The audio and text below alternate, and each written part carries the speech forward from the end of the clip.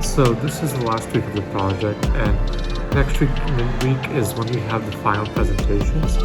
So tonight, I'm just gonna meet up with my group, and we're gonna go and practice our presentation, because tomorrow evening we have a practice presentation, and then next week, midweek, is our actual final presentation with all the judges and everything. So looking forward to it. I can't believe it's already last week, or like the final week of this project, but I had a lot of fun doing this, and I will see you guys then. So we're in the room that we're about to presenting. We'll probably be presenting in like another half hour.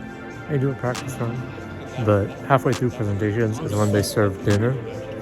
So yeah, so it's getting close to our final presentation, so looking forward to it. There's some setup being done, but other than that, we'll see how it goes. Who's that Pokemon? Oh wait, that's not a Pokemon. That's the African penguin.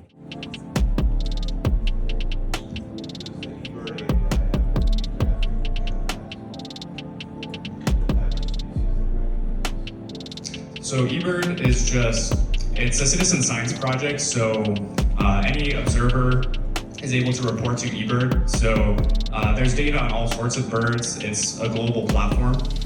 So there isn't really necessarily a bias against certain types of birds, necessarily, no, not just North America, all sort of continents. There's observational pattern or data on even emperor penguins, for example.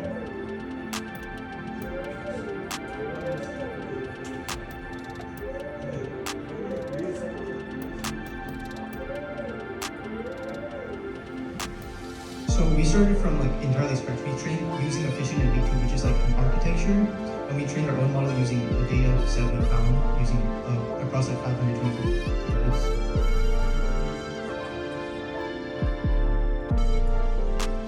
We couldn't really find any specifically bird-based image classifying models, and so also we wanted an on-board model, so we could use it on mobile devices since most of them are pretty big.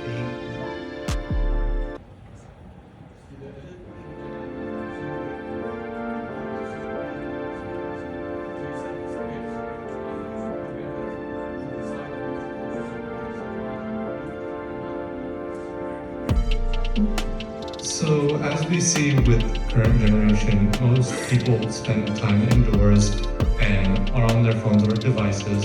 And with youth, they learn quickly, and some habits they start from when they're young. So we just thought it would be a good idea to go from there.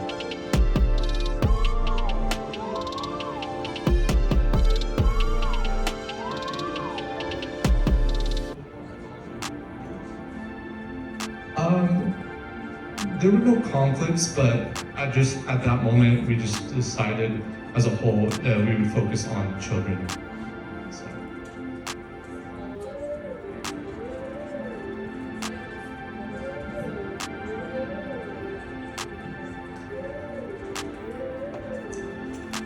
So eBird is just taking reports from observers. So naturally, there could be some missightings, for example, but for the large part, it is a reliable place for us to grab data from.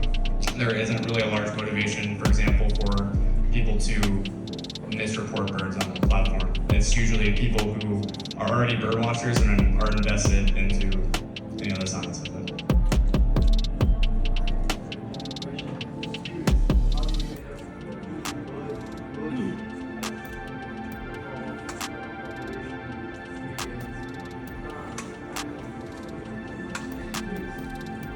Yeah, no, that's a great question. Our main idea is that birds are, a type of animal that is global.